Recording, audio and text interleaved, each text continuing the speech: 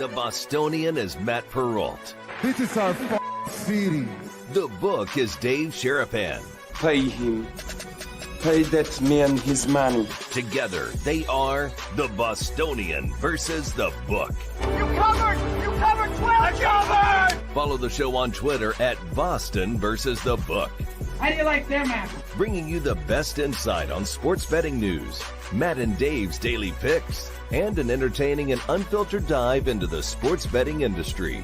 Here's Dave Sharapan and Matt Perrault. And here we go.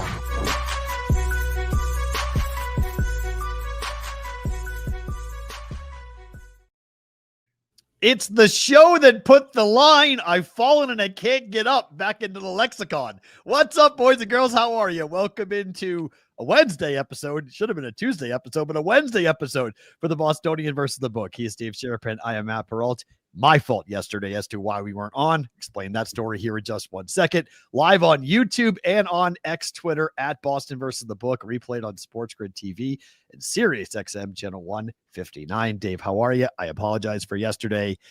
That was not a good morning for me. It's fine. Those things happen. Slippery floors are dangerous. The older we get, they've become more dangerous. No, I don't think CBW, Matt, did get Life Alert, but if they want to sponsor the show, we're openly talking to people about everything. So Life Alert would probably be a good one. Jazz Soldier 23, Jay-Z Soldier 23. Welcome to the live show. Love finally catching BVB live. This is great. Good to see you. Welcome in. I appreciate it. We love Alan Bell. I've been on his show. Dave has been on his show. We appreciate both you guys. Absolutely. Yeah. For both of you, Alan and you, for coming in here and talking. And it's always, hey, sure. Alan is always welcome on this show. He's a ball of fun. Heck, I want to talk to him about the College World Series. Forget about me breaking down NBA games. Let's get Alan Bell breaking down the CWS. we could use that. We got a guest today we'll talk to about his book and, the state of the industry. How would you describe this? It's a good point because I have some pretty interesting. I saw Jonathan on his appearance for the Daily Show, and that's what kind of alerted me to, okay, this is a really interesting topic for the Daily Show to jump up. And this is how they're marketing the book. The story behind the astonishing rise of a dangerous industry. Losing Big is the name of the book. And it talks about America's reckless, his words, reckless, or at least the publisher's book, reckless rush on sports gambling in America. So I'm very curious to hear his opinion on this. I think it's a look at where we are in the things that you have talked about for quite a while about the government's lack of oversight to the industry and what has happened since the repeal of PASPA. And again, like Richard Schutz just wrote an article today on ingame.com that stated it's not out of not wanting to do the right thing. It's more about not knowing. Ooh. And the lack of regulators taking the time, either because they don't have it or they're just doing another thing and pushing stuff through or not providing the guardrails that are really necessary in something like gambling.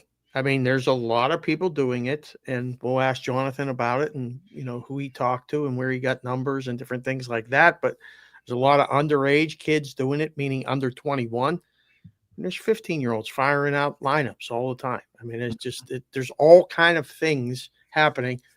So that'll be an interesting discussion. The Pirates are playing the Marlins right now, holding on to a lead. So that's good. Day baseball. Phillies are blowing out the Cubs. I wore the Phillies shirt. There you go. That's just the BVB. So that worked out okay. So we'll do that. But before we do anything else, do we want to go to Oakmont? Oh, I would love to go to Oakmont. That's where they're doing the U.S. Open this week. That's U.S. Open hometown. Practice round going on right now. And let's go to, hold on. There we go. Hold on. Let's go to Oakmont, our one and only Tommy the Lip. What's up, dude? How are you? You guys hear me okay or no? We hear you great. You look great. What are you doing? Yeah, Dustin, I just walked off the practice range there, so we finished 9 holes. He's warming up, just had lunch, so he's just hitting some practice balls. I'm not sure if he wants to play another 9 yet, or we're going out in the afternoon. So just been scouting this golf course like crazy. What's up with you guys?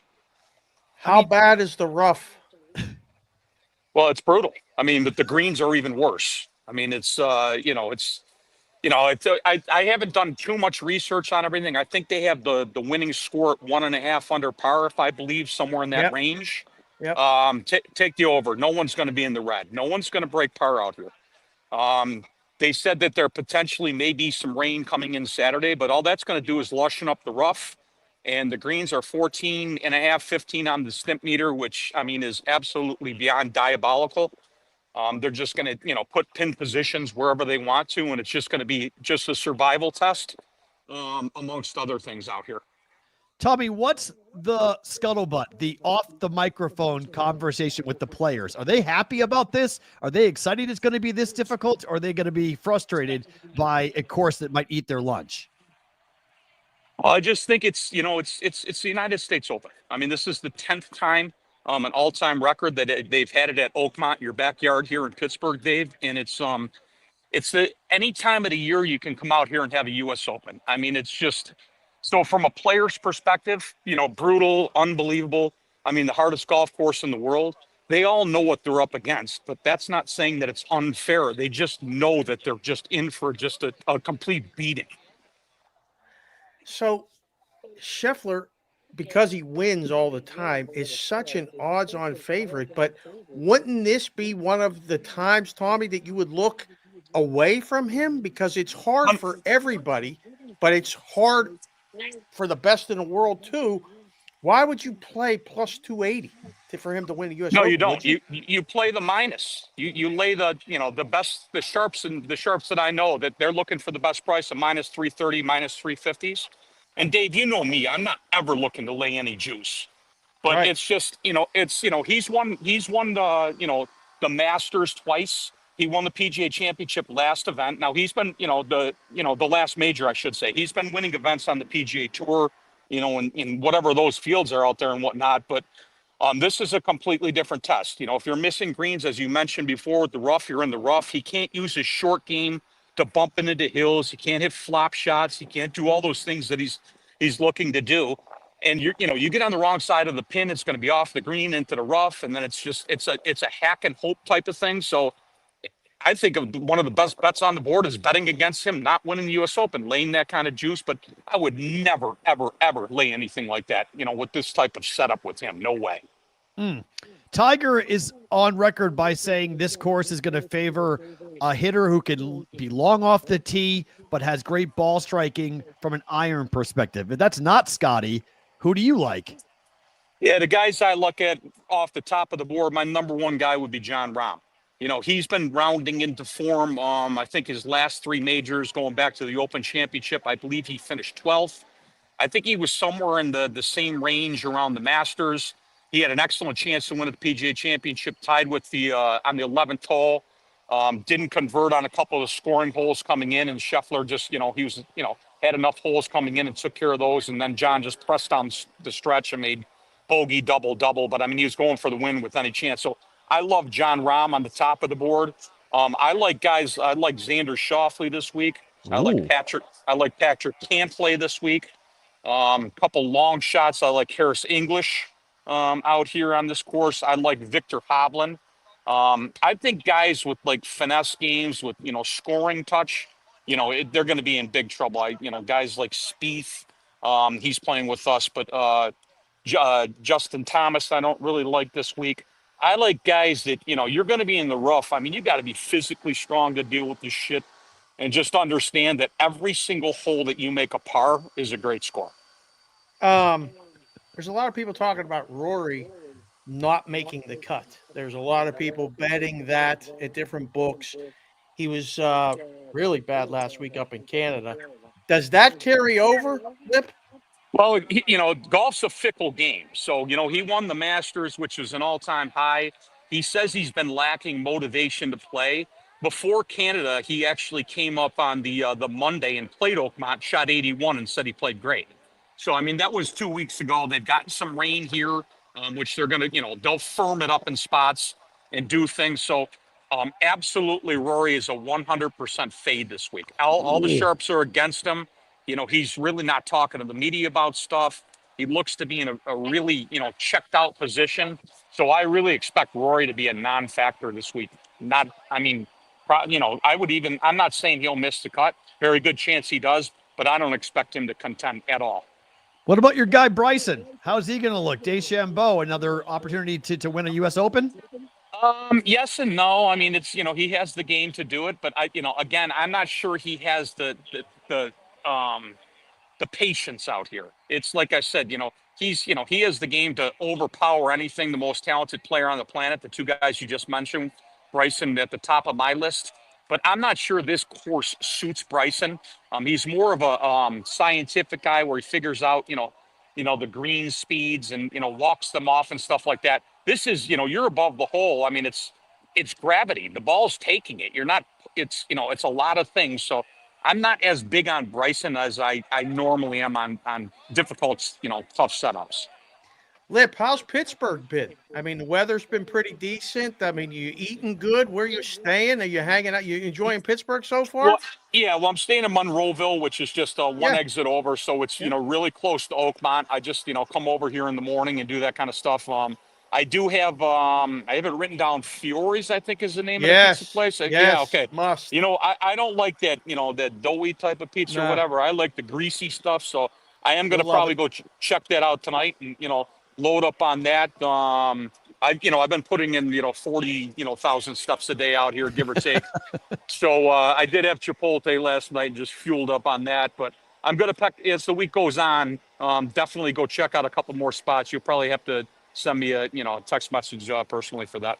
Okay. Have you done the ball trick yet with the rough where you throw the ball in? Like, is it accurate with how nasty the rough's going to be? Well, I mean, I don't know if you could see right here. This is, I'm wearing orange shoes out here. I mean, I'm putting my fingers up. This is just, I mean, buried underneath here. You can, yeah. I mean, this is just off some of the sides of the fairways over.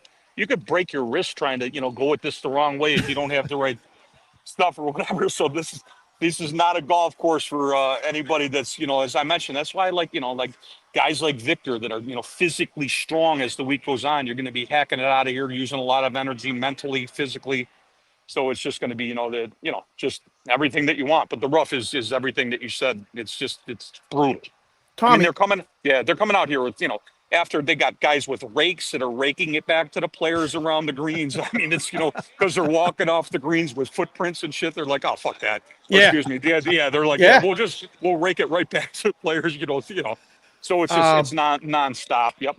Can you explain how hilly that place is? Because, man, like, I remember I was on that course one time. I didn't play it. I was covering a golf tournament there. Sure. It is so hilly. There's a lot of, there's going to be blind shots. There's going to be uneven lies, all kind of play. I mean, just the course itself, in addition to the rough, right? Super hilly place. Yeah. So behind me, as you'll see right here, I'm, over near the practice facility. This is 18. I don't know if you can really see in the background or whatever, but it's very hilly. On the other side over, behind those stands over there, 1 and 10 go completely downhill, as you were mentioning. 9 is completely back uphill. It's definitely not flat at all. There's not really a flat shot on the golf course out here, as you mentioned, Dave. Very, very hilly out here, no question. And another thing is they're not getting any crazy amount of wind out here. But what they've done since Dustin's won, and back in the days, there's no trees out here. I mean, you won't see any trees on this golf course, and all that does is more wind. I mean, it's, once the ball's in the air, it's getting hit all over the place, harder to control. It's a difficult walk for people that are, the players and caddies that are not in physical shape. So it's just testing you all over the place.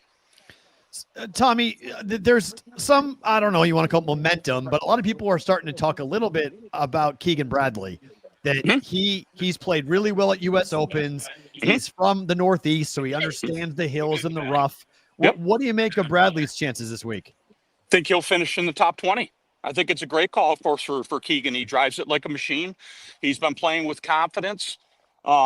you know, he's got a huge job coming up at the end of the year, as we know, as being the Ryder Cup captain. But I mean, this is similar to me as a Beth Page.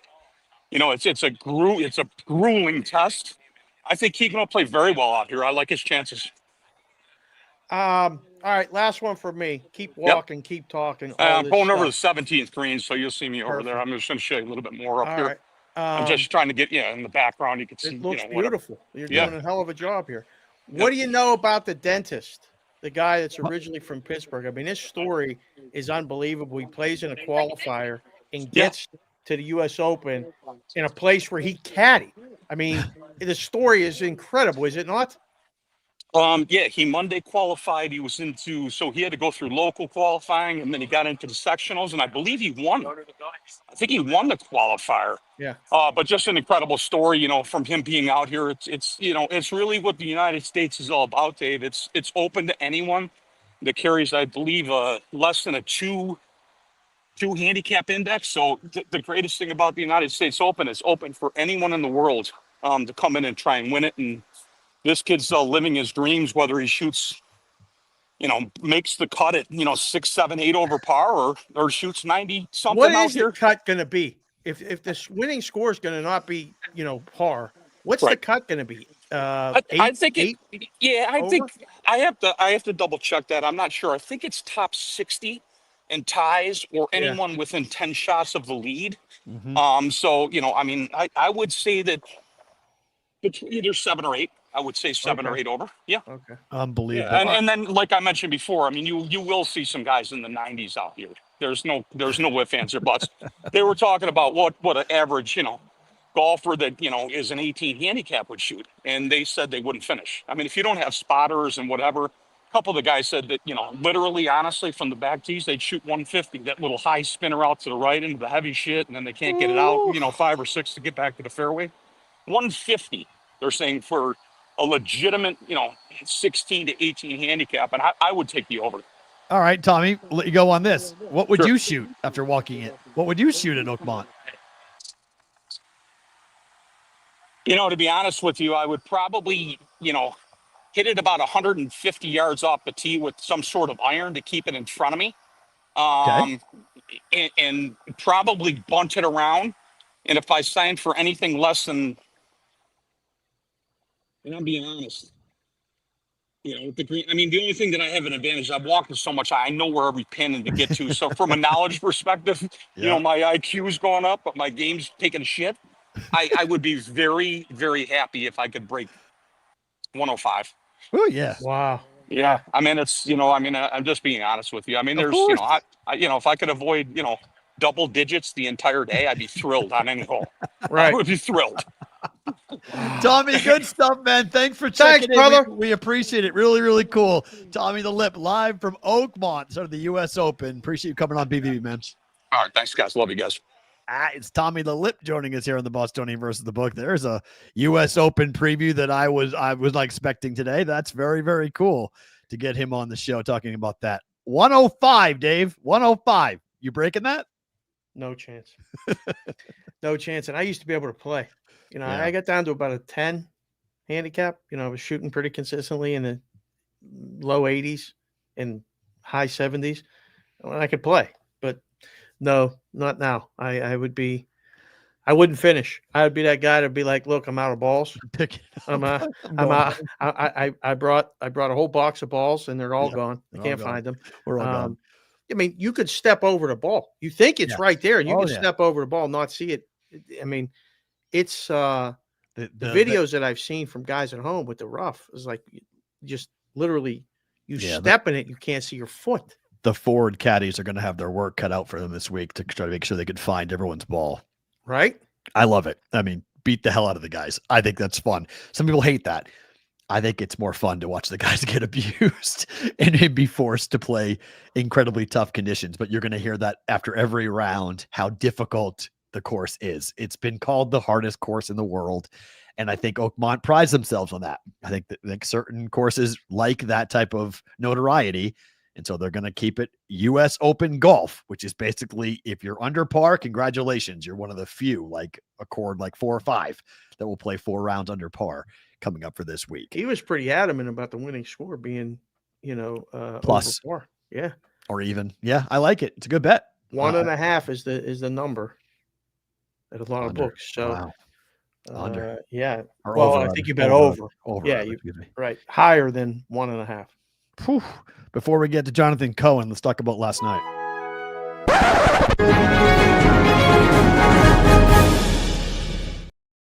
Weird night of baseball last night, Dave. I mean, I got my ass handed to me last night betting because of all the pitchers that were supposed to be bad. They all showed up last night. Lucas Giolito had an ERA over 11 at Fenway Park, and he was tremendous. He shut down the Rays.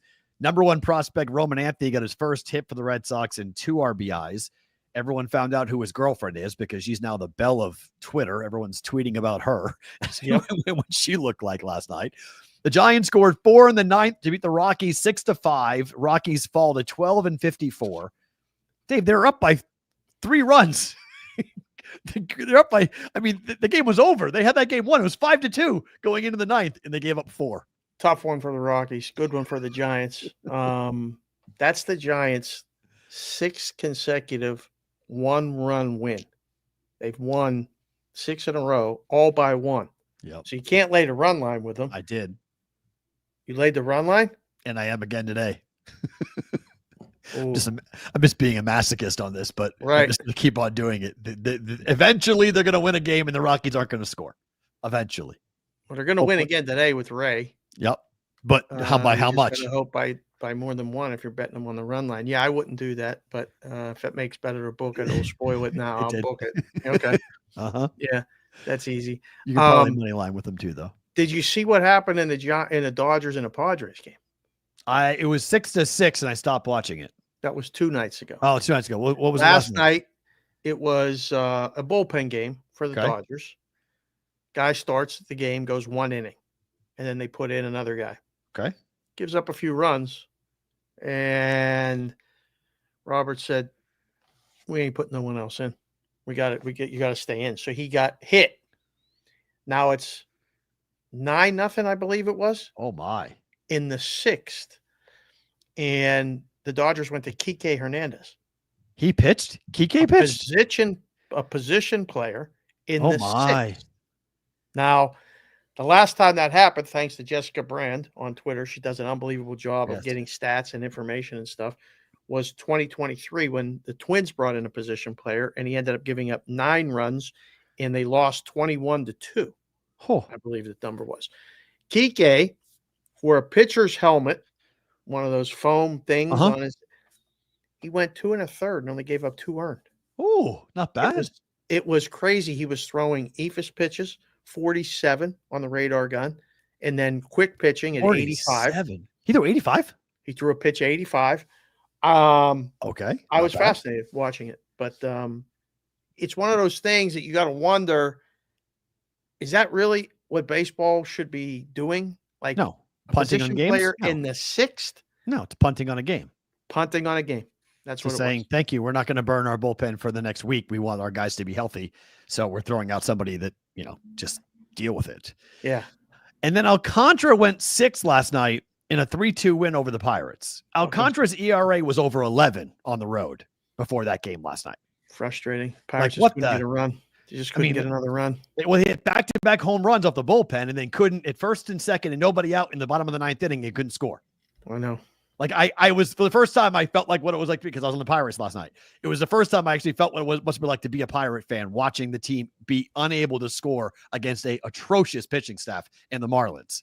Yeah. Going, what is going on with this offense? Well, then Yahoo Sports comes out this morning with this breakdown of Paul Skeens. This is unbelievable. Paul Skeens is the first pitcher in the history of baseball to have a sub-2 ERA, 90 or more strikeouts through 14 starts and have a losing record. He's the first ever. It's not one of the ones you want to be the first in Major League Baseball history to claim. Like, that's no good. What is this number here? What do you got? The Pirates have scored the fewest runs in Major League Baseball right now, and Skeens has allowed 0 or 1 run in 9 of 14 starts. But he's 4-6. Yeah. He's going to win the Cy Young, Dave. And he's 9 of 14 starts with 0 or 1 run given up. This is true. Listen, the guy's dominant, generational, everything you want in an ace. Young, strong. He's pitching deeper into games this year than he did last year. I mean, the progression's been perfect. I joke when he pitches, get us 3. If you get us 3, I think we'll be good. Right. I think so. 2 might be good. I mean, you get get 3's better. Somehow get us 3. And the Pirate game's under has been a really good bet when he pitches. So just keep that in mind. And I mean, you could probably bet the Pirate team total under when he pitches. We answered the question. We asked this last week. What pitcher had a losing record and won the Cy Young? It was 2003 Eric Gagne. Only pitcher in the history of baseball to win the Cy Young with a losing record. He was 2-3 that year, going 55 for 55 in save chances for the Dodgers. He was a reliever, obviously. Closer. Yeah. Yeah. 2-3. Skeens isn't closing anytime soon. So it'd be the first starter. Steven Chavez, thank you very much. Skeens is minus 180 for the Cy Young this morning. Well, that's going to keep going in that direction. Yep. Bigger minus as he continues to pitch. They got the Cubs this weekend in Chicago. I think he's going to be, I think he's pitching one of those games. Okay. So, I mean, we'll talk about it then. We'll see. I don't know. It's really fun now. We're into June and the baseball numbers are, every day keep coming up with different things like that. It's fun to talk about. Yeah. It's fun to watch. Not fun to watch, but they're winning today, right? Still 4-0, right? 4-2. 4-2. Hanging on. 4-2. Okay. What inning? 6th, 7th? Oh, 5-2. Got another run. Nope. Top of the 9th. There we go. Okay. Close it out, Bednar. That would be wins in 5 of 6 for the Pirates. Yes. So not bad. Not bad. Just when I bet on them, they lose. So just there we go when it comes to that. All right. Joining us now is the author of the new book, Losing Big, about America's rush and recklessness with the sports gambling legalization, the story behind the astonishing rise of a dangerous industry. He is Jonathan D. Cohen, joining us on the Bostonian versus the book. Jonathan, Matt, and Dave, thank you for coming on. We appreciate your time today. Hey, thanks for having me, guys. We can talk about Paul Skeens if you want, but well, do you like baseball? Yeah, I'm a baseball. I mean, I didn't like it as much when I was living in Boston in 2004. I sort of peaked early when I was 14 and the Red Sox won the World Series. So it's sort of I swear to God, I did not know he was a Red Sox fan. I did not know that Jonathan was a Red Sox fan. I swear. Where'd you grow up? Yeah. Where'd you grow up, Jonathan? In Newton, in one of the rich suburbs outside of Boston. Yeah. One of the rich suburbs. So I'm with you too. Beautiful. All right. Well, now that we got that out of the way, I got some Trot Nixon takes if you want to hear them. I like it. Yeah. This book you've written, what was how did it start out the way it ended? Did you have when you said, I'm going to write this book, did it morph into something different by the end, or was this the purpose of the book at the start? So once I started writing the book, this was sort of the purpose, but it sort of started before that, right? So my last book is about the state lottery system. And that came out in 2022. And then while I was doing press for that, obviously the Murphy decision comes down and sports betting opens up. And when I first started sort of researching and digging into the industry beyond sort of like seeing it as a sports fan myself, all I had to go on was like, this seems weird, or this seems like something is changing, let's say, when it comes to sports and society. That was the only inclination I had when I thought about, hey, maybe someone should look into this. Once I started looking into it, and there was that New York Times investigative series that you may remember from 2022, 2023, that sort of was the first breaking open of the investigations. But so once the book proposal, which obviously was many years ago, looks very similar to the book, but I don't have like an addicted gambler in my closet. I don't have a bone to pick with the industry. This was not like, oh, I got to go show it to these people. It was really, hey, let's figure out what's going on and what the consequences of this are. So when you were on the Daily Show, and that's where I saw you, and I went, oh, wow, okay, this is really interesting. This is very similar to what Dave and I talk about all the time about the industry and the government and the lack of oversight in some ways for the government.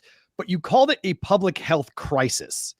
And I think that's what caused some people to recoil in the industry. Because even in the introduction of the book, you talk about the fact that 83% of wagers are less than $50 by most people in America, that 25% of people have wagered more than $500 in a single day. So the vast majority of people are using small amounts of money to gamble, but you call it a public health crisis. Why? Yeah, and I mean, so crisis is of course sort of a loaded word, and what's one person's crisis is another person's, I don't know, one level below. Wednesday. Yeah, right, like one level below a crisis. Right. But I would say, and I'll be really explicit. Like, I'm pro gambling. I joked on the Daily Show that I'd bet on Danish handball. I did, just so I could say that I did. I don't usually bet on Danish handball, but I like do watch sports and keep an eye on the lines. Not as much as you guys. I'm not a nut job, but I do my best. Right. So I think it's amounting to a public health crisis, in part because 82% of the money bet on the NFL comes from just 3% of bettors, right? Some of that money is from really, really rich people, sure, but a lot of those people are like the folks I talked to in my book, and young guys who get over, and they're mostly young guys who get over their skis. And I think, to me, where it becomes a public health issue, maybe even a crisis, is there's enough individual cases happening that it's to so many different people that we can't just say, oh, this is Matt's fault, this is Dave's fault, this is Jeff's fault, whatever. It's like there's some collective problem, there's some structural design problem in the apps, in the games themselves, that says, okay, this is not a matter of individual responsibility, individual failing. This is because we've failed these people with the design of the apps and the setup of the program. So again, what's a crisis, what's an issue, what's a problem, whatever, I don't know. But that's, to me, where it becomes a public health issue, is when we need to start reacting systemically rather than individually. So I started in the late 90s down in the Caribbean at an offshore joint. Ended up moving to Vegas in 2003 and been in Vegas sportsbooks since. Not in a book now since 2020, been out of working for the books. Until PASPA, there was no real discussion or talk about this. Did PASPA and then making it legal just expand this, or has this always been an issue that wasn't really talked about because the only place you could do it, sports betting, was Las Vegas? Right. So this you guys might know, and is maybe a dirty secret or the dirty secret, right? The argument from the leagues after PASPA, once they decided to change their tune, right? Once Adam Silver wrote that op-ed in the New York Times in 2014, 2015, once Rob Manfred and others basically just made the case that they want sports betting to be legal, parentheses, even though they continued to sue New Jersey to stop it from being legal, but that's another question. The argument was, and still is in states like Texas and California today, all these people are already gambling on the black market. We might as well, and this was true for lotteries 60 years ago, by the way, all these people are already gambling on the black market. We might as well legalize it. We're not actually going to increase the total amount that's gambled. We're just going to take money, sorry, Dave, away from the Caribbean and put it onto offshore and put it into tax revenue. That, to me, is always been bunk, has never been true, has never actually held up. Yes, you do capture some revenue. First of all, there's some people who you're never going to capture, as you guys well know, for reasons who they just are going to stay offshore. They're going to stay with their bookies no matter what. And then fundamentally, there's no way you're not expanding the pie, that you're not going to grow the game, that you're not going to get people who never would have bothered to gamble otherwise, book illegally or not, by putting the BetMGM logo on the green monster. You know what I mean? There's just no way you're not going to expand the pie. And I think it's delusional, or the books are kidding themselves when they say, oh, this is all about conversion from the black market rather than market expansion. You write that gambling on sports is as old as sports themselves. And I think all of us here, our audience, would agree. Dave and I both agree. This has been going on for a long time. You use the word reckless, though, in terms of the legalization. Is the book designed to highlight the government's lack of control, or the industry's rush to legalize and put it in guys' mobile, into their apps to go ahead and make it as easy as possible to bet? So you show up to grad school, which I did my PhD in history. The first thing they teach you is the right answer is always both. And I think that's true in this case I mean, the word reckless, you guys picked up on it, is the key word in the title of the book, because I'm no constitutional scholar. I think the Murphy decision seems to have been correctly decided. And even so, I think Passbook clearly wasn't working and that sports betting should be legal. Fine. Okay, but what was the rush? Like, why did Delaware have to do it in 6 weeks? Why did Pennsylvania have to do online casino games within like a year and a half? Like, what was the fundamental rush that we need to bring this out without any guardrails? And now all of a sudden, 5 to 10 years from now, if the UK offers any lesson, we're going to have to go back in and clean it up and fix it. So to your point and your sort of, whether is this about the industry or the regulators? Of course, the answer is both. In some cases, you know, my focus in the book on this is the state of Colorado, where the industry really sort of got its talons in the legislators and got whatever it wanted in the design of the books, of the laws, sorry. But then also the lawmakers were really excited. There were a couple lawmakers who were genuinely excited for legal sports betting and had a vision for sports betting fundamentally aligned with Stanton Dodge, who's the DraftKings chief legal officer who happens to live in Denver, who was like sitting in these rooms with these lawmakers, writing the bill and shaping the regulations. So in some states, there's reporting from the New York Times and Bloomberg about this. It was really this industry sort of using all the dirty lobbying tricks that you know from all other walks of life to get what it wanted. But in some cases, it really fundamentally was regulators who are aligned their vision with gambling companies. So I don't know who gets all the blame pie, but there's a little bit to go around on all sides. Is it on the books to police themselves or the industry, or is there a way to set up these guardrails that should be set up that aren't, from regulators, legislators, states, now federal, who the hell knows? But like, it's hard enough to book the games and do the numbers and like take the bets and then the KYC and then everything else. When it started to become that way in Vegas, I mean, we were all like, wait, you want us to do all of this and, you know, RG, tell you who's doing what, or right. Tell you, wait, we have to keep track of this. Who's it on to police it, Jonathan? Okay, well, let me be clear. First of all, the individual does bear some responsibility. It's not the industry likes to claim the individual bears 100% responsibility. I don't know if it's 1% or some. There's a non-0% chance or non-0% responsibility that an individual gambler bears. And the problem gamblers who I talked to said the same thing, that they took responsibility for their own addictions to some degree. Fine, but there's no way you can like. It's just me against like DraftKings or whatever, and like they're gonna win, right? They. So I also don't want to be one of those, you know, political liberals who says, "Oh, government's got to police corporations. Corporations are evil and can't be trusted to do anything," because that's clearly not right either. Not to mention the fact that all these former regulators end up working in the industry, or again, sort of make money, not individually, but like for the state from gambling, and so they, you know, of course, politically stand to benefit from more people, you know, raising tax revenue for the state.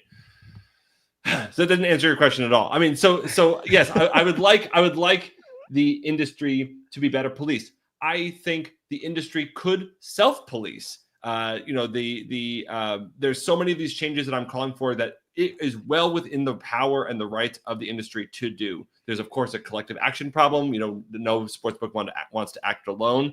But I don't want to say like, oh, big nanny state government needs to come in and tell the sportsbooks what to do and how to behave. And to your point, add even more things onto their plate when they're still trying to figure out how to book. But this fundamentally comes back to my initial point. What was the rush? Why did we have to do this in a year and a half? Couldn't we have legalized it more slowly and more carefully? And Dave, to your point, given the companies an extra year, 6 months, whatever, to get all their RG stuff, make it real rather than sort of this fiction to appease lawmakers, in addition to sort of getting all the software and set up to book bets at the same time. Yeah, I think Dave has been pretty clear on that they didn't ask Nevada. They didn't care about the people that have been doing it for 50 years here in the desert. They were going to do it their own way because each state knew better than how they've been doing it here. So I think you're right to say that. I think we agree with that there was this overwhelming rush, but there's also a way of like, we're going to do it our way because we don't care how you guys were doing it. Our home state, anyway, these are barely, to Dave's point, these are barely sports books. These are sort of like marketing operations with like fancy software underneath, right? There's no Scotty Shetler or whatever his name is from the Tropicana sitting there like actually setting the lines, right? These are like all the recklessness that you know and love about all these other tech companies is just reflected in these companies as well. Sorry to interrupt you, Matt. I know it's fine. I think we talked about that. I think you're right. Dave has been pretty much one of the forefront leaders about that conversation. But in the book, I have to say this because people know this is one of my pet peeves. It feels like at times sports gambling is an easy target because you reference the working papers in 24 where bankruptcies and stock market buying are down, or bankruptcy up, stock market buying is down in states that legalized.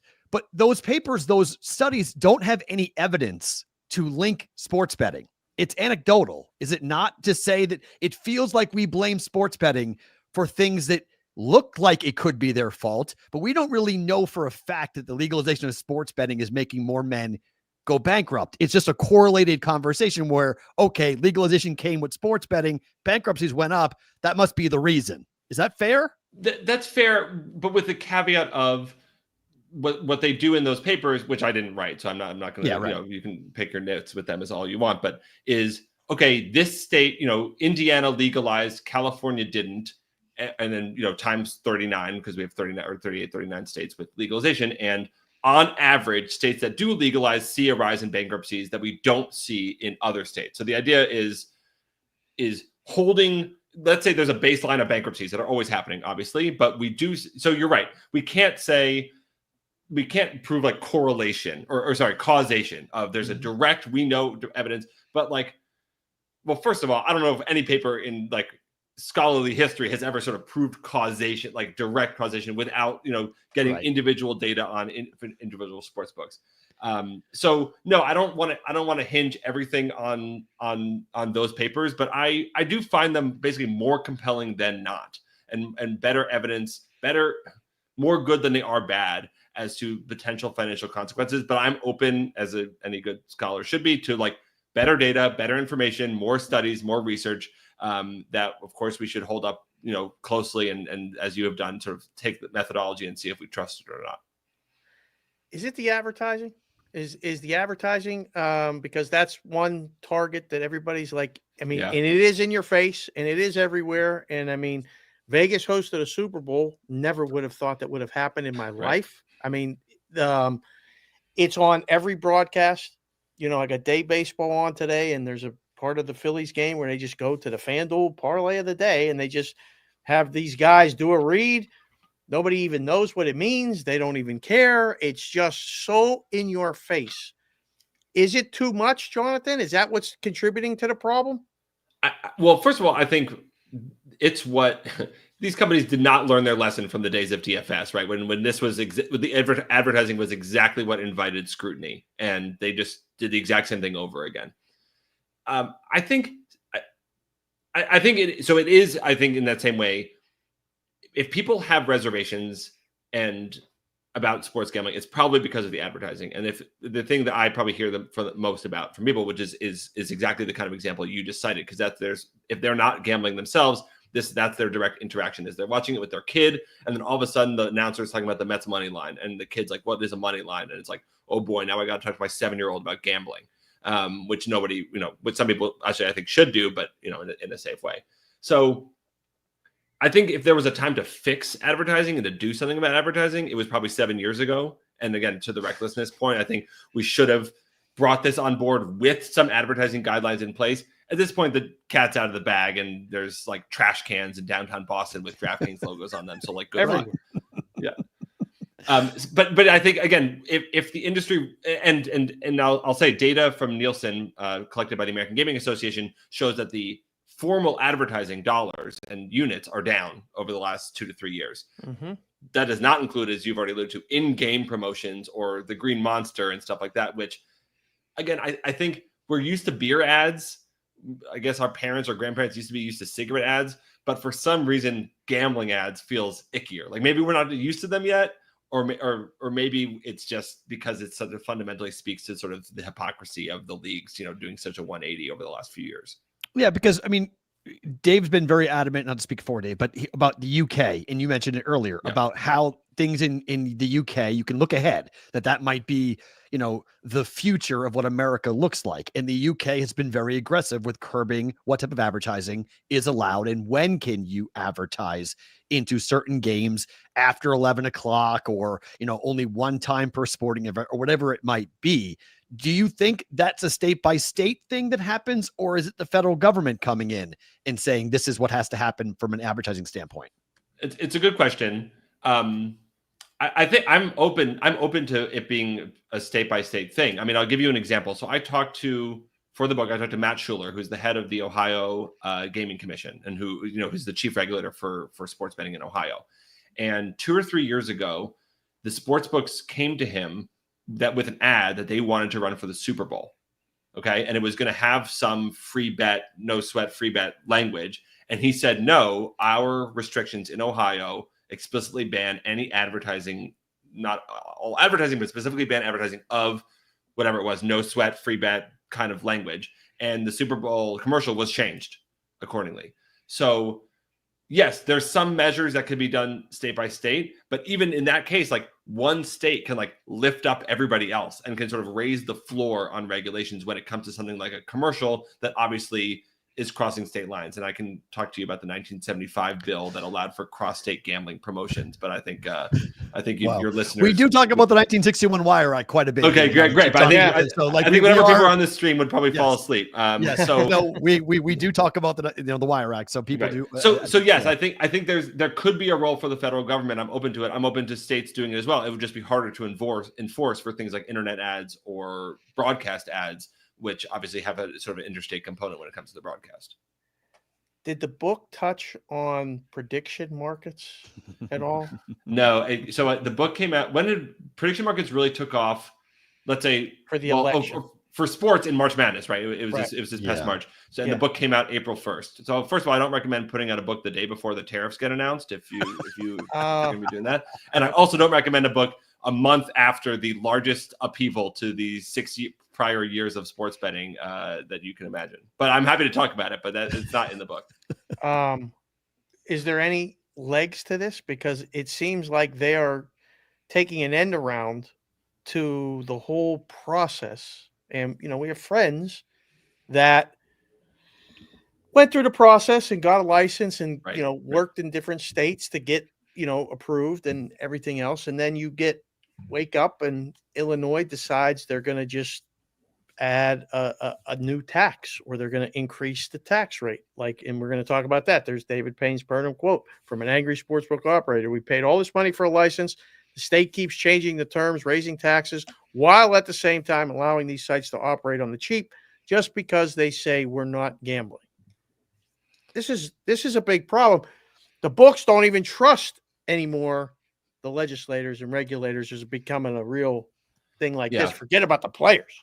I'm sympathetic I'm not sympathetic to the first part. I am sympathetic to the second part. I'm not sympathetic to the sports books because you signed a contract, you signed it in blood, and the state isn't allowed to renegotiate. The state isn't allowed to learn its lesson. The state isn't allowed to. I mean, they should have done it at the beginning, but they're not allowed to adapt and change. And that's why we're still living under the 1787 Constitution. You know what I mean? Like, come on, like states change things all the time. These sports books, I know that it's a particular pain for smaller companies compared to DraftKings and FanDuel, which sort of have the scale to be able to withstand these kinds of changes. But this is how lawmakers work. This is how dealing with government work. I'm not so sympathetic to that. I am sympathetic to these companies that are getting licensed, that are paying license, that are going to be paying the fees in Illinois, or their taxes in Illinois. They're the ones that are doing it right? They're the ones who are bothering to get licensed, notwithstanding the Massachusetts Gaming Commission from a few years ago. They're the ones who will show up when regulators ask to talk to them. And the prediction markets aren't even bothering. They don't even bother. They're sort of pretending to maybe care about RG, but not really. The other companies at least bother to pretend to care about it. So I'm totally sympathetic to that. I'm sympathetic, but then I'm sympathetic for a second. Lo and behold, DraftKings and FanDuel, which made their bones disrupting the fantasy industry, and of course lived on this loophole in the UIGA. That was how they made their bread and butter. Why should they be mad that another company is exploiting a different loophole to now disrupt them? If you want to take the unsympathetic view. But when it comes to smaller companies, especially, I think I don't want to take a moralistic stance one way or another, but I'm absolutely understand why sportsbook would be upset when it comes to prediction markets. And I think they have a good case to make for regulators. Is there a need for a 50-state solution in your mind? Does all this get solved? We have one. It's called Kalshi. Well, that's the question, Oh, right? boy. That's the prediction market world, Yeah. right? I mean, that's what they're talking yesterday. I mean, there was a hearing on Capitol Hill yesterday for the new head of the CFTC, and Adam Schiff was asking some pretty great questions. I thought the ones we've asked on this show about what happens if it looks like a duck and quacks like a duck. It sure looks like, and advertises like a duck sometimes. Yeah. And call it sports gambling, because that's what it is. It's sports gambling. And to that operator's point about the frustrations that they have with how much money that they have shelled out, but does it make it easier to police the whole industry if it's over a 50-state solution? Right. Well, and someone who agrees with you is Adam Silver, right? Who of course sort of got it, but the leagues, I think, and I'm borrowing here from something I think I talked about or read from Steve Ruddock, which is initially this recklessness is attributable in part to the fact what we were talking about earlier. They could go state by state and sort of pick off the easy ones, the low-hanging fruit, and get whatever they wanted in Colorado here, and then Indiana there, New Jersey here. But now it's sort of it's a hassle to have 38, soon to be 39 different regulatory regimes. You need to have 39 different teams of lawyers or lawyer experts. And that's how you get all these mistakes. Massachusetts, the DraftKings accidentally offers bets on in-game colleges and universities, not because of some nefarious plot to hook people, but because that's allowed in Rhode Island and New Hampshire, and they mess up their code for 5 minutes. So I think, well, not to mention most of the guys doing it are in Malta, right, Bulgaria, turning it off, clicking it. So there's no accountability in that regard. But right, but this is to the point of the companies took advantage of the fractured nature of American federalism, sort of at the initially. But now I think everyone would stand to benefit in one way or another from a federal solution, federal guidelines, especially when it comes to Kalshi. I mean, maybe not the state of Utah, which is just never going to legalize it as long as our grandkids are alive, but at least there's some. This is, again, I don't want to keep repeating myself, but the recklessness, Orrin Hatch and Chuck Schumer, right after the Murphy decision, they proposed a bill that would have set a floor basically under states' regulations. And I think that's effectively what we need, is some sort of floor. Maybe it sets a limit on advertising. Maybe it sets a limit on deposit limit. I don't know. I don't think it's going to be the Safe Bet Act, but some minimum set of safety standards that a state needs to meet in order to offer legalized gambling. And prediction markets. And it should apply to both. I don't mean to just pick out books. Yeah. Is California or Texas ever going to be legal? Texas seems like it's going the wrong direction. Right. If you looked at the lottery and their marijuana stuff. It just sounds like, and then Quintez or whatever the guy's name is. Brian Quintez. Yep. Yeah. Basically said, I'm staying out of this. Like, I'm not pushing. He just said, when you read some of the transcript, he's not bothering, with the Native Americans. He's not bothering with anything. Those two states are the tipping point that's left. I mean, there's nothing else. What would get Texas? If the Trump family announced their own sports book, Texas would legalize it tomorrow. So maybe that's the tip of the spear. That's how you do it. Well, I mean, Junior's already on the board for Kalshi. So right. They've effectively already done that. So that's, and you want to know why Kalshi's legal. Right. But Dave, to your question, it's interesting. On the one hand, you'd say, okay, they're never going to do it. This Kalshi thing, I could see spinning in both ways. Either we don't need to do it because our people are already gambling and we figure out maybe some tax regime where Kalshi generates tax revenue for the first time for state government, or this is the kick in the pants. This is like, oh, people are already betting. We want to get them acclimated to a system in California, for example, that benefits the tribes, which are, of course, not betting at all from Kalshi. So rather than 2028, which is, indications are that that's when the next time that the California was going to try, let's try it sooner. Let's do it sooner because Kalshi is basically taking it's this black market phenomenon all over again. But now it's not a black market; it's a gray market, and it's just Kalshi. It's not folks in Antigua. Right. Fair. The book, Losing Big, America's Reckless Bet on Sports Gambling, can be found where, Jonathan? And what do you want the audience to take away after reading the book? Well, you can find it wherever. Hopefully not at airports, but like wherever else you buy books, and Amazon and the rest of them. The takeaways for this audience, I think, are different from other audiences I speak to and folks on the Daily Show. I think I think a takeaway here is that it didn't have to be this way, and that all the problems you see, whether it comes to limiting bettors or sort of addicted gamblers, we could have done a better job. We could have just taken a little more slowly, a little more carefully, and not that when it comes to government, more time always equals better regulation. But I think in this case, we could have gotten it right, and I think we still can with some smart-headed regulation and a little bit of sacrifice on the part of the industry. Jonathan, thank you for the time. Thank you for the conversation. Thank This you, was sir. really good. We appreciate it. Look forward to talking to you down the road. All right. Thanks, guys. Good luck. That Thank is you. Jonathan D. Cohen. The book Losing Big can be picked up, like he mentioned, in a variety of different places. Good conversation there about sports betting and where we are in the industry and what's going to happen next in the industry, and good stuff. Good stuff with that. Thanks, Jonathan. Appreciate you coming on. That was cool. Great. Yeah. That was a nice conversation. I think for, and I've read about half the book, and I think one of the things that I took away from it was we live it, and you've made this comment before, because we live it, we're not always the target audience for books like this. Right. If you don't know how sports betting got to here, that book's going to explain to you how we got to here. There is a lot of talk about the legislation, the regulation, and the way that we got to 2025 sports gambling being where we are. And then it goes into a lot of anecdotal stories about. Hold on, you froze. Hold on. It goes into anecdotal stories and then continue. About guys becoming addicted and how much money they were betting and how difficult it was for them to stop betting and how much their self-worth was tied up in their ability to gamble. And then they started losing. And one guy's story about how he got fired because he was on a hot streak and his boss wanted him to do proposals. And he was like, I can bet, I'm killing it gambling. I don't need bet gambling. Yeah, I'm just going to bet. And then he tanked and he had to move in with his parents. And then he ended up getting, his everything fell apart. His life fell apart. Everything else. It can happen so easily. And I think that's can happen with, there's so many things it can happen with. The vices are vices for a reason. Yes. Like that, your life can fall apart. And so that's where the numbers he used. And he, in his own book, is quoting 83% of people in America bet less than $50 every wager. And that only 25% of everyone who has bet since legalization have ever bet more than $500 on a single day. Right. Like, there's people who bet once a week. There's stories of people betting once a week, twice a week, or what. I'm just like, I bet 4 or 5 times a day. But okay, right. There's just different ways, with it is. So I think there's a lot of conversations going on about the problem side of betting, and there definitely needs to be more of that. But I can find that in a variety of different walks of life. That's why I asked him about the public health crisis, which is really my number one. When he said that, I went, okay, he's going to come on the show and explain that. And he even admitted that was somewhat of a hyperbolic comment, because that's reserved for the opioid crisis. That's reserved for mass destruction weather events where people are they don't have drinking water. It's more widespread.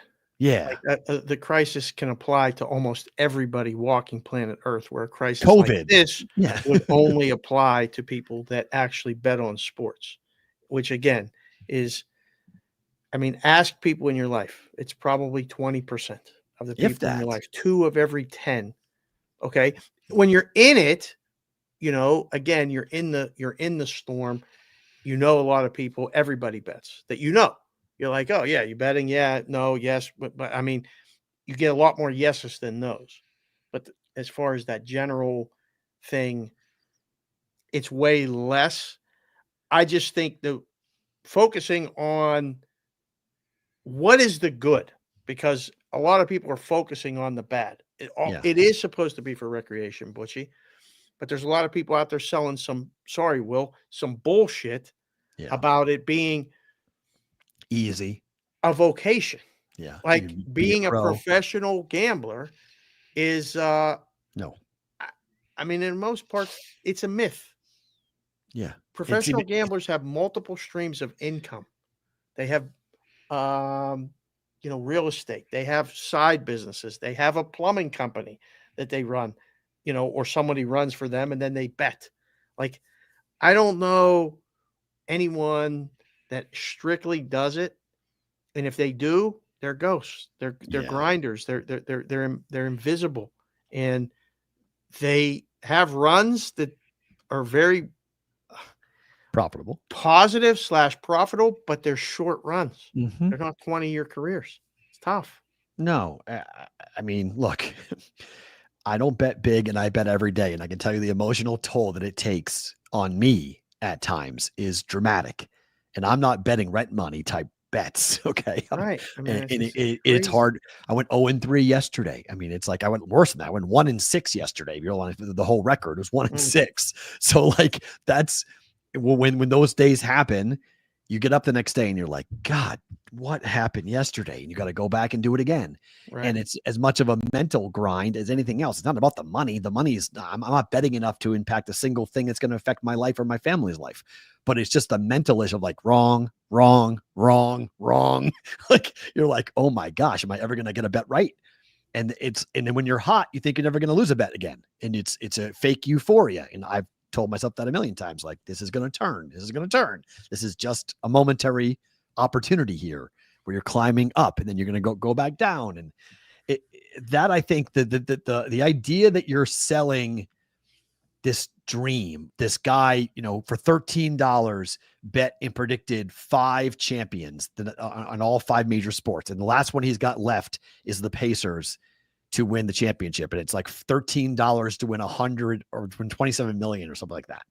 Or $270,000, whatever it is. But like he's being promoted across all of these channels. Like I can name 4 that are promoting this guy's ticket as to like, look what this guy's doing. And we know some of them who are promoting it. And like, it's like, okay, should we be highlighting that? Like, is that the type of thing that we want pushed? Because that's a lottery ticket. That's not real. That's just somebody with $13 left in his account and put together 5 picks. And now he's sitting on a gigantic amount of money potentially, and he won't take the buyout. I mean, the cash out option's there. He's like, nope, not taking it. Let it ride. Everybody has their own. He needs Oilers and Pacers. Thank you, Joel. Okay. So he needs 2. Thanks, Joel. Yeah. Oilers and Pacers. Take the buyout. Take the cash out, kid. What are you doing? Or bet against it. Or bet against it. At this point, baby, get something for your time. You got this close. Yeah. You better cash something if you got this far, and you need both the Oilers and the Pacers, who are both big dogs right now to win their series. Yeah. I mean, again, the industry conversation I love, but at the same time, it's frustrating because people want it to be X, and most of the time it's Y or Z. And I think to really make it sustainable, in addition to the taxes and everything else, you have to recognize what could go really bad most of the time, but you can't regulate the whole industry just on that. You have to, just do it, make it work for the books, make it work for people, give people choices, and then make sure that everybody is at least trying on the up and up to keep it fair. And if you don't, you're going to end up with problems and too much advertising and people in your face. And it stinks. It just, as someone who's been in it for a long, long time and really doesn't know what else to do, I really have no idea what I would do in my life if I wasn't in this business. I don't want to see it turn to that like negative stigma for everything. Let's continue that.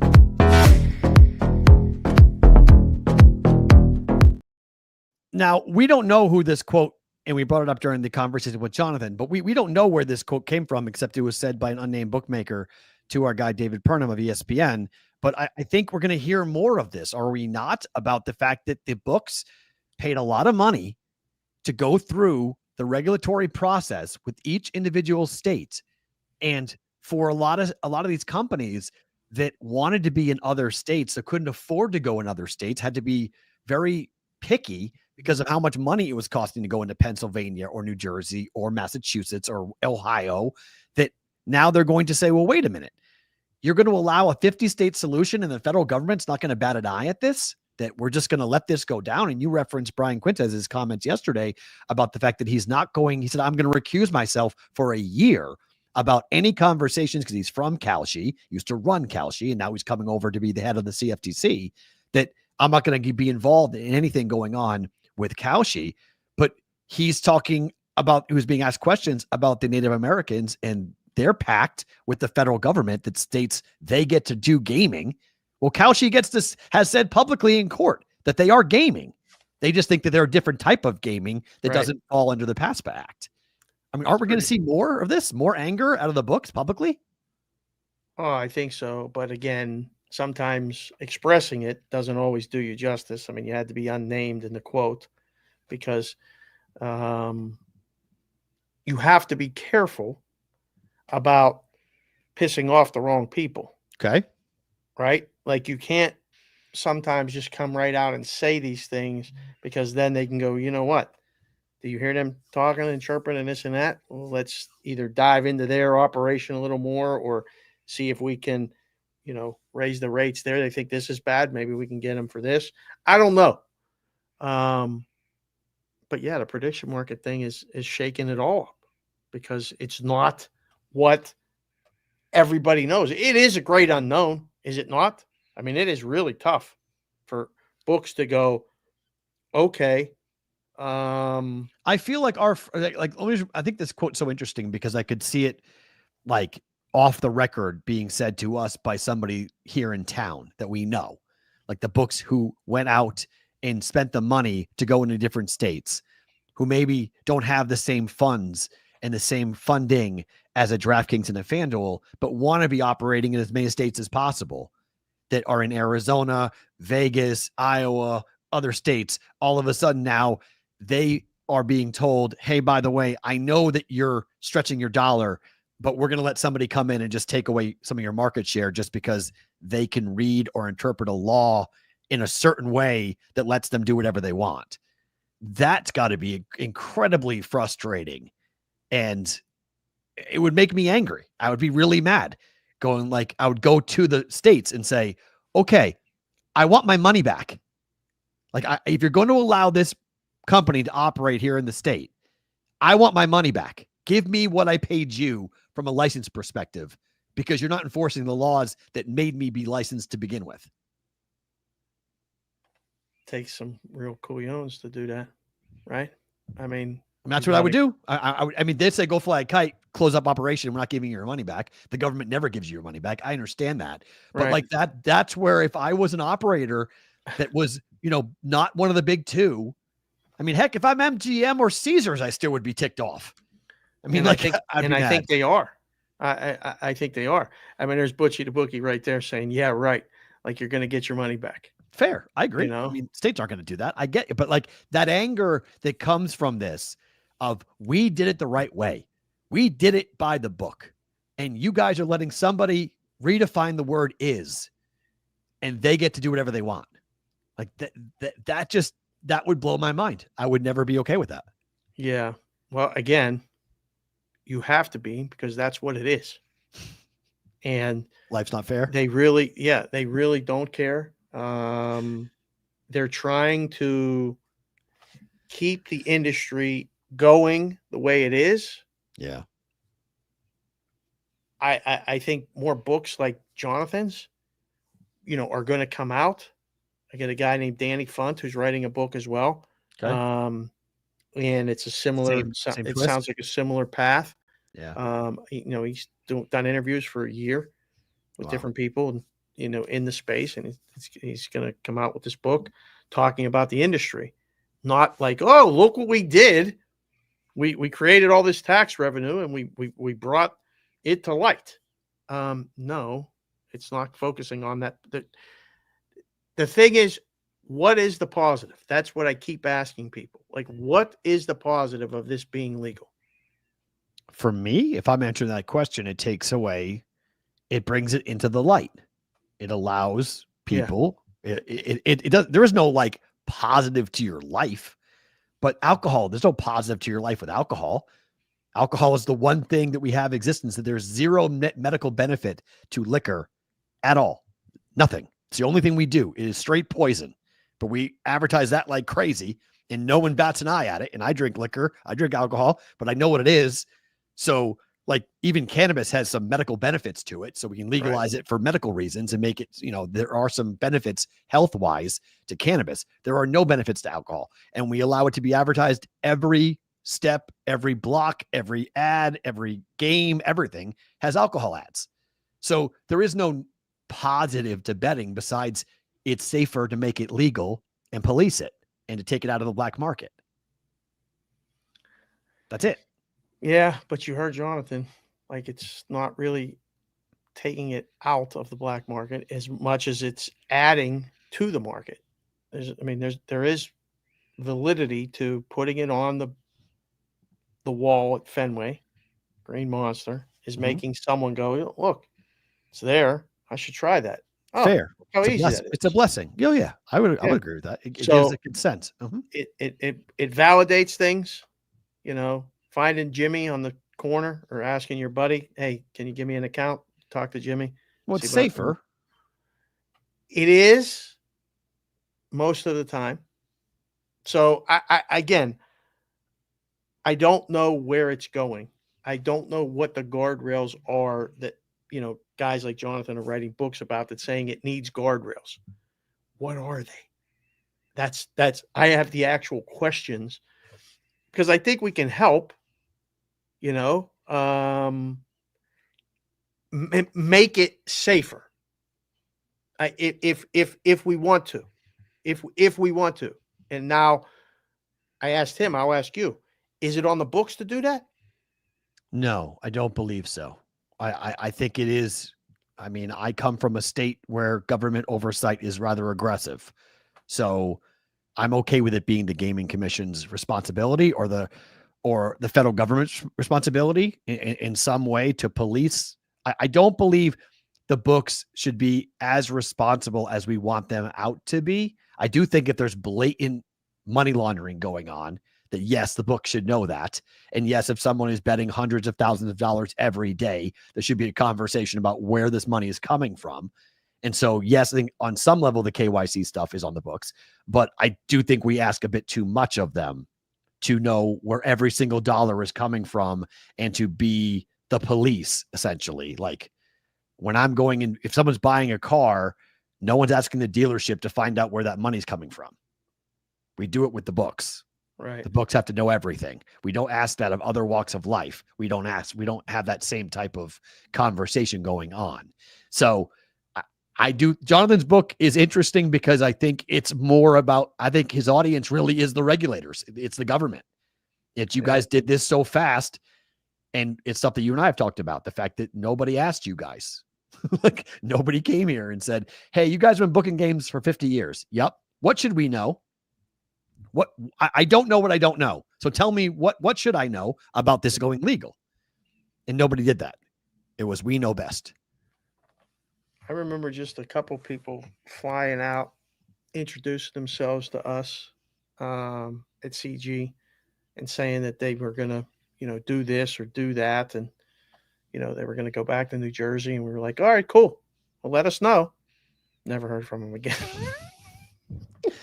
Do whatever they want, because they got bought out. They got good envelopes from the right people. I mean, he talked about Colorado, but the real crazy story is the fact that, look the way Kansas went legal. I mean, the lawmakers were just basically running roughshod, getting whatever they wanted to do. The books just came in and paid off the right people. Yep. And they got the law written exactly how they wanted it to be written, which is like, come on, like that's not good. So this topic is by request here because they want our take on what's going on involving the Knicks. The New York Knicks were denied permission to speak with Mavericks head coach Jason Kidd. They were also denied by the Timberwolves to talk to Chris Finch and by the Houston Rockets because they wanted to talk to Ime Udoka. Dave, the question's been answered. We asked it on the day that the Tom Thibodeau news broke. Well, they have to have a plan, right? They have to have somebody in mind as to who they want to hire, right? It was three guys under contract. I can't believe it. I mean, I can. I can, but I can't because the day it happened, literally, we were on breaking, and my first thought was, well, obviously they got somebody in the bag already, or they know that, you don't just get to the West or to Eastern Conference Finals and then go, yeah, you know what, this ain't gonna work anymore. We're not buying this fake run that we had. He's not the guy. We get the guy. We got the guy. They don't have the guy.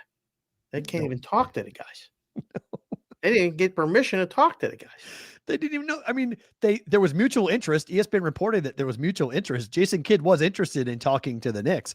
And then the Mavericks said, you're our coach. You're not talking to anybody. Sorry. Yeah. You're under contract.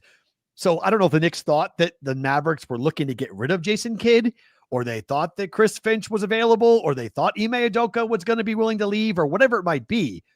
But I called it a clown show right after the firing, and I'll call it again. This is a damn circus. They have no idea what they're doing. Like, how do you fire? You get to the best spot in 25 years, and your answer is, well, he doesn't coach the way we want him to. Did he win? Oh, yeah, 4 of the 5 years in the playoffs. Did he get better each year? Yeah, pretty much. Every year he got better. Fired him for that? You get what you deserve. Like, the Knicks get what they deserve as they'll try to figure it out. Look, Michael Malone, Brendan, is the name everyone's talking about. But again, you fired Ime Udoka because he wouldn't play his bench and he would not develop young talent. That is why Michael Malone was fired in Denver. That was the reason Denver had to fire Michael Malone, and he won a title and they blew him out. So you can't hire Malone if you're the Knicks, because your whole justification for firing Tom Thibodeau was that same reason why the Nuggets fired Michael Malone. Tough spot to go into, too. Talked about that. Zach the Hat, good to see you here. So what coach wants to go into that situation after that? You got to be pretty strong and or already have your money. Yeah. Right? Yeah. Because it's probably a short-term gig. Yep. That's 2 years, 3 years. If you're not winning a championship, see you later. Goodbye. Yeah. I was going to say, even if you get to the Eastern Conference Finals and you don't get to the NBA Finals, it's still a success, but it's not good enough. Yeah. So tonight we see a number that is the second highest road spread in finals history, Dave. The Thunder are laying 5.5 on the road at Indiana. Only 6. The record was 6 for a road team favored in game 3. Total is 228. Are you surprised this has not come down? No. It'll close 5 or 5.5. It won't go below 5. It won't get to 6. Okay. So it's going to close 5.5 or 5. We've talked about the series. I'm out of stuff to say as far as I think OKC wins the game tonight. I really do. I know they're 0-7 against the spread on the road this year. OKC is 0-7 according to Evan Abrams. That's never happened before. Never. We have never seen a team go 0-7 ATS in the postseason on the road. So they win and cover tonight then, right? OKC is the first team to enter the finals without covering in the playoffs since the merger of 1976 and 1977. We've never seen 0-7 on the road. On the road, and we've never seen 0-7 on the road in the finals. You're not supposed to be here. The Thunder are not supposed to be here, but it's because of the inflated lines. Right. Every time the Thunder play on the road, the line's inflated. Yes. They're winning road. They're 4-3 on the road straight up. So they're winning road games. Not like they're bad on the road. They're bad against the spread because the books are jacking the prices up and the public and the pros are betting it because they were the number 1 road team against the spread in the regular season. Yep. And people think that that's going to translate to the postseason, and it has not. This not yet. This is 5.5 is too high. This is too high. Well, again, if you have 4, it's an automatic lay. Okay. Automatic. And if you have 6, they come in Brinks trucks taking the 6 before the game. You know they're going to do that. So if they lose tonight, Brandon Barber, the odds for OKC to win it all still 350 right now. Yeah, probably. Yeah, just between 150 and 2. And boy, if they lose tonight, could it be 6 as an opener? I mean, they'll make it more, which is weird, right? Because they don't win. They don't lose back-to-back games. Yeah. Yeah, that's true. They don't lose back-to-back games at all. It might be more. Well, I'll tell you how I am betting this game tonight.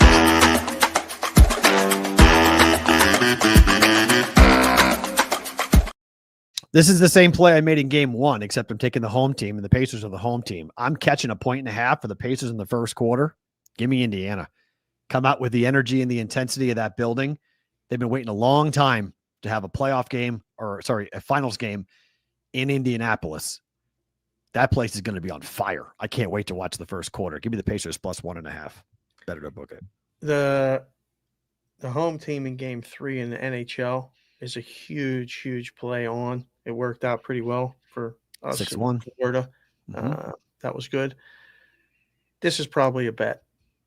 Now, some people might take them in the first half. I'd much rather take them in the first quarter. It does, you shorten that bet. They're tied, we win. And they're tied, we win with the +1.5. Yeah.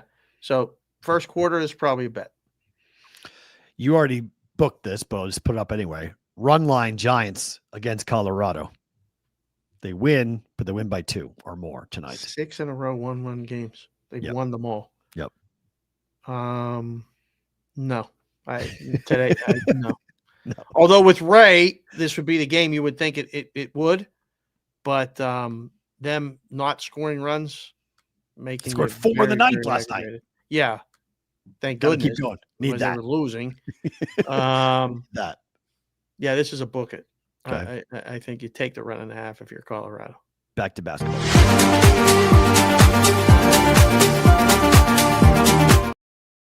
So BVB prop bet of the day. Game 1, Lou Dort, 5 threes. Game 2, 1.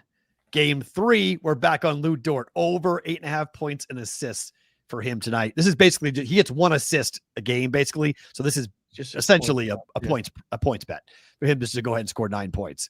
I need 3 threes for Lou Dort. Go in the middle. 5-1. Let's get 3 tonight and go over. Better to book it. Feel like I'm flipping a coin, but I'll say book it. I'll say he just comes up short. What was his number before? Same number? 9.5. So they did lower the number. It was 10.5, then 9.5. Now it's 8.5, or some books have gone to 9.5. I got 8.5 minus 130 last night. Probably fall 9. Which is fine. Let it fall 9. Right. I win. win. You win this bet. Yeah. All right. I'll say book it, but it's going to be what? 7, 8, 9, or 10? Yeah, somewhere in that range. Okay.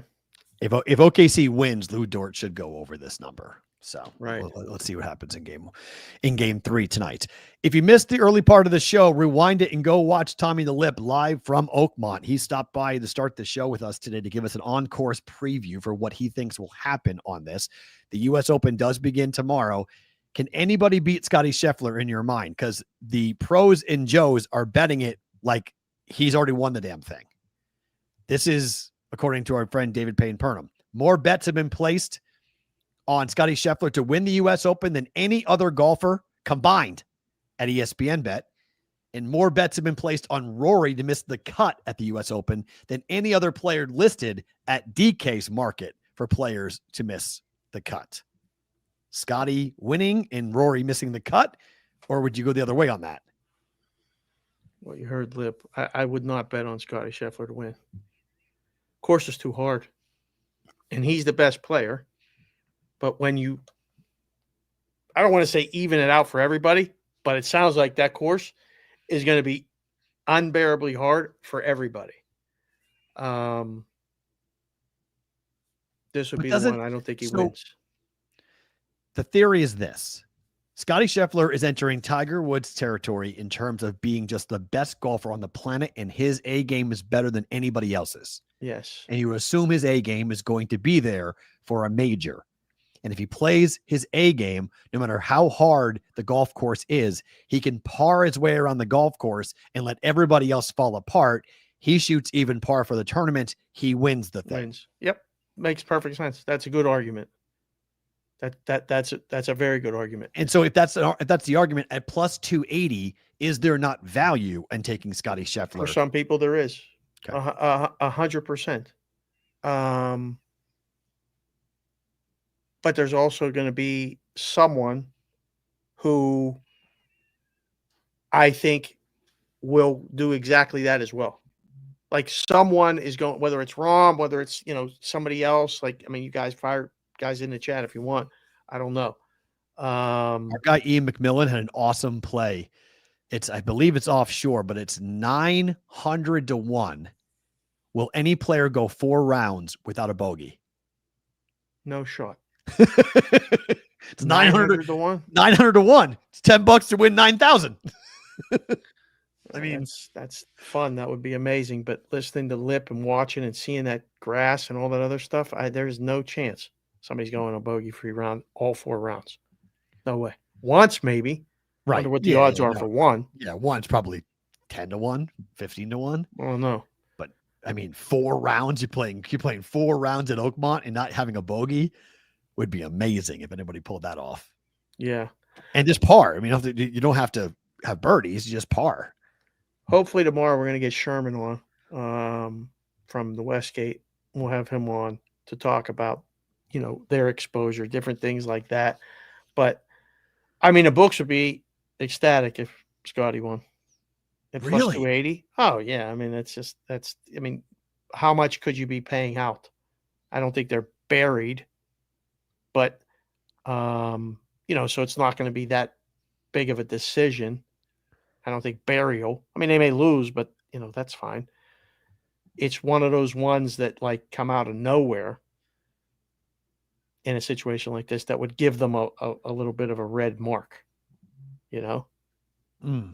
Here's a quick story from our chat, which I love you guys for doing this. According to Pierre LeBrun, Lemieux and Burkle looking to buy the Penguins back from Fenway Sports Group. I hope you guys buy it back. Fenway Sports Group should not own the Penguins. I don't know what's going on. They don't care between them and the Pirates, and they don't care about the Penguins. No. I mean, the Fenway Sportsbook does not care about having a winning team in Pittsburgh. Yeah, well, like they're competing against the Bruins, so it's very difficult to be called the Fenway Sports Group and want the Penguins to be good. It's a business. Right. Like in 2025, I can't stand ownership groups that treat a team like a business. Win. Can't be a bottom line driven. Well, we made money. I don't care. Did you win? Same thing we said for the Pirates. Hey, we made money. I don't care. Did you win? It's supposed to be a labor of love. It's not supposed to be a profitable business. It's supposed to lose money. I forgot to ask you. I have a game in baseball. I also like the Giants today, but on the money line. Okay. Yankees and Royals is a tremendous matchup tonight. Well, considering that the home run yesterday from Aaron Judge hasn't landed yet, I'm going to say Yankees, who have won 7 straight against the Royals. Yeah. So, and didn't they just put one of their best pitchers on the IR today? Who, the Royals? Reagan's just went on the IR. Oh, did he? Yeah. So give me the Yankees. I like the Royals today. Okay. Bubich is live. Let's leave it at that. I think he's live. And I was going to ask you about the Red Sox today. So it's Walker Buehler. So I think I've tried an experiment. The weather really kind of killed the bats the last 2 days. I mean, I don't know what that was for Lucas Giolito. He was incredible last night for the Red Sox. They won the game 3-1, a Giolito game going 3-1. It was like, what? So the Rays bats, they're not liking the weather at all at Fenway Park, even though they scored 11 in the first game. I would lean Red Sox, but I would probably lean over for the game. It's probably the better play at 9. It's 9.5. It's 9.5 now, right? Let me click refresh. Yeah, 9.5 over so juice. It was 9 last. It was 9 last night. I liked it at 9 last night. I'm not sure I like it at 9.5 all that much, but I would say the over is probably a decent play. There's a buzz in the ballpark because of Anthony and the fact that he's up playing left field. I mean, right field rather had a great catch in right field last night to rob a hit from the Rays. So I would lean towards the Red Sox, but really the Yankees coming to town. That's going to be the overplay for me coming up starting on Thursday. Okay. Or Friday, rather. Friday, Sunday. Yeah. Yankees go Friday, Saturday, Sunday to Fenway. The other one is Tigers plus money against the Orioles. There's some lines you just see in the morning, and I have to do some research in between now and doing the show with Wetzel and Sports Grid tonight. Right. But I don't know why they're betting the Orioles with Eflin. On the road? No, at home. Baltimore at home. Because they're not bad at home. I understand why at home, not on the road. The Orioles are god awful on the road, but they're not awful at home. So they're kind of like the White Sox. There's a lot of bad baseball teams playing decent. The Orioles are playing decent. The White Sox are playing decent. The Pirates are playing decent. I mean, even I thought last night the Rockies were going to win last night. They probably should have won last night, but the bullpen gave up 4 runs in the 9th. So I mean, we're not there yet for the dog days of summer, but we're getting close to the dog days of summer. And the more closer we get to the All-Star game, the more hazardous baseball betting becomes, because it's kind of like guys start looking at trips and flights, and it gets kind of rough here in June. So I'm not looking forward to betting baseball for the next 2 months. It's going to be a lot of nights like last night. We're like, what the hell happened? How did every game go wonky? Nothing held true to form last night with pitching, unfortunately. Right. I got to get your take on this one. This is something else.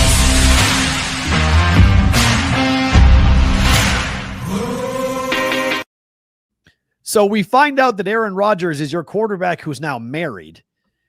And after he has his press conference, Myles Garrett comes out and says, "Welcome to the AFC North, Aaron Rodgers. It's a good opportunity to put him in the graveyard." To put him in the graveyard. Does this galvanize Steeler fans around Aaron Rodgers? It's so strange because some of the media are really embracing the fact that Aaron Rodgers is Steelers quarterback. Okay. And other media members are going, what are we doing? Why are we doing this? So I think it's just within the media, a wide range. As far as fans, like lifelong Steeler fans are not excited about this at all. Newer Steeler fans are like, wait a second. Last year it was Russell Wilson and Justin Fields. It's now Aaron Rodgers. Has to be better. A lot of Steeler fans don't like everyone nationally talking about their team. Oh, like interesting. it's too much. It's Okay. like, oh, we don't need that. But I mean, to be perfectly honest, it's Cleveland. Myles Garrett saying that, it's not nice talking about putting him in a graveyard, but like it's Cleveland. Talking about rivals and the stuff, like the Dodgers are saying that the Padres are a good team, but they're not their rival. Steelers, we never liked Cleveland.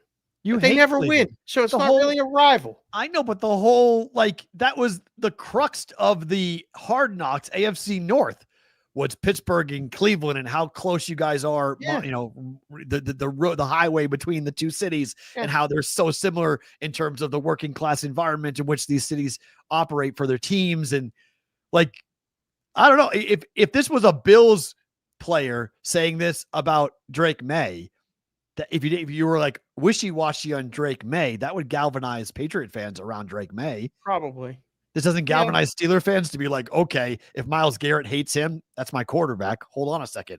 I can talk trash about my quarterback. You can't talk trash about my quarterback. Maybe there might be something to that. But I mean, there you go, Chef Benny. It would be like if the Jets guy said something about Drake May, right? Fair. What would you Fair. right? Fair. It's just you hit it right on the head there, Chef B. Thank you. It's like, okay. We'll see you. We don't play it till I think week 6, but we're going to beat you then. So it's a good point, JPC, saying, remember how Myles Garrett was talking about all of the Super Bowl? He's doing the radio rounds, talking about the fact that all I want to do is win. Number one concern is winning.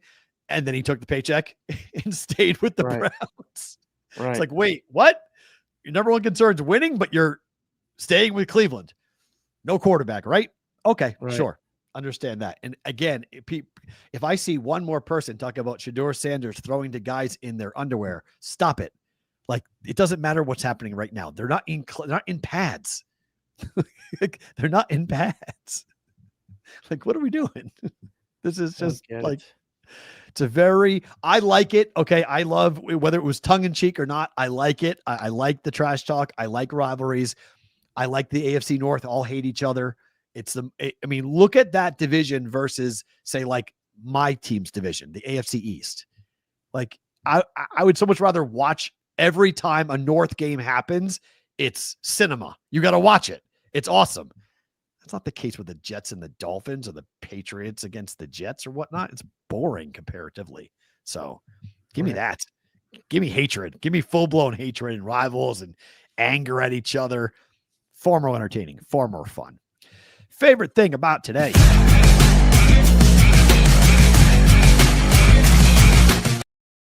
Favorite thing about today is what?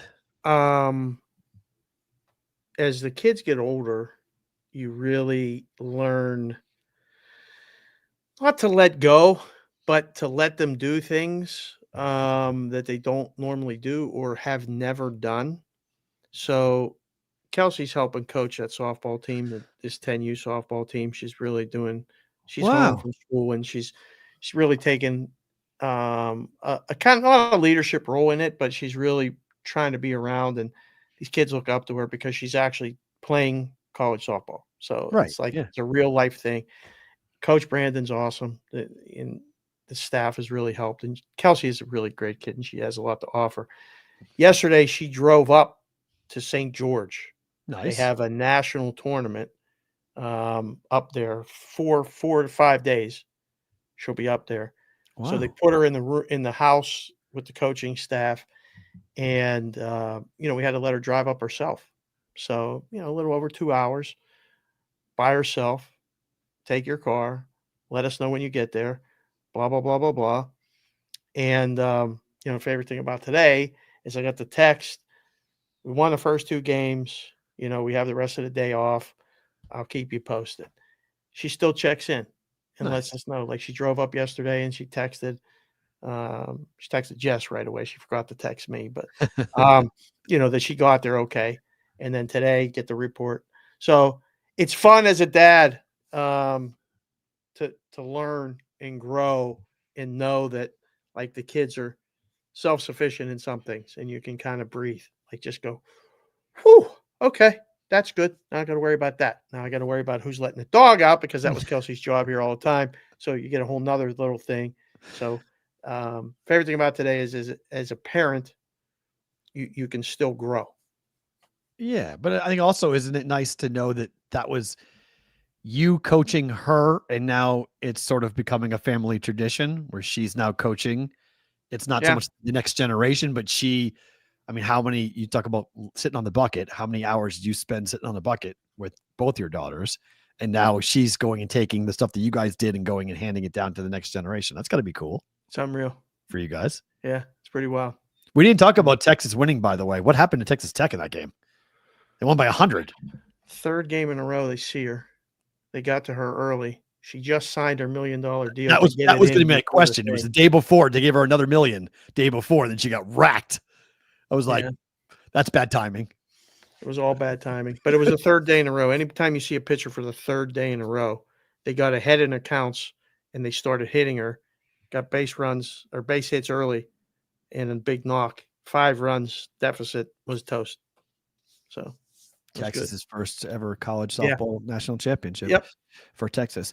2 things. The first was I love the conversation. I've been looking forward to that conversation with Jonathan for a while. And the book is something that I think our audience would really enjoy. So if you have some looking for a summer reading book that I think could be interesting for you guys to read, it won't be earth shattering to our audience. We've been talking about it for a very long time, but I thought that was a really fun conversation. If you didn't hear it, go back and watch it. Same thing with Tommy the Lip, his preview for the US Open, some good plays that he gave out earlier today, live from Oakmont. So that was really cool to have that happen and to have that go down with the show. And I think there's opportunities coming up, I think down the line for where the sports betting world's going to wind up going. And I think there's a change coming. I think that there's a lot of changes that are going to be coming to the sports betting industry in the next couple of years. And it's been interesting to watch it go before it became legal. And now 7 years later, we're looking back on it and going like, okay, what do we do? What happens next? How do we all live and coexist in this space? Because the content world is shrinking dramatically. And a lot of the stuff that they thought was going to work didn't work. So now what happens next? Where do we go next with all of this? So there's that. And then finally, it is neat to see a kid with the #1 tag get his first Major League Baseball hit, drive in 2 runs, and the Red Sox win by those 2 runs that Roman Anthony had last night at Fenway Park. So baseball's in a really cool spot right now. We got Cags in Kansas City. We got Roman Anthony and Marcelo Mayer with the Red Sox. We got other kids looking to come up as well to make a big mark on Major League Baseball. Paul Skeens is a second-year player. He's going to win the Cy Young. Like, we've spent a lot of time talking about the problems of baseball. I think we need to talk about the the benefit or the positive about Major League Baseball at the moment, because there's a lot of really good stuff going on right now on the diamond every night. Aside from the stinking Rockies and how bad certain teams are, there's some really cool stories this season, and it's going to be a fun summer to go through. Because let's be frank, the hockey has been awesome for hockey fans, but casuals aren't watching. And the NBA Finals, I don't know how good this thing could still be over in 5. If OKC wins tonight, I think we'll see. Be over in 5. So yep.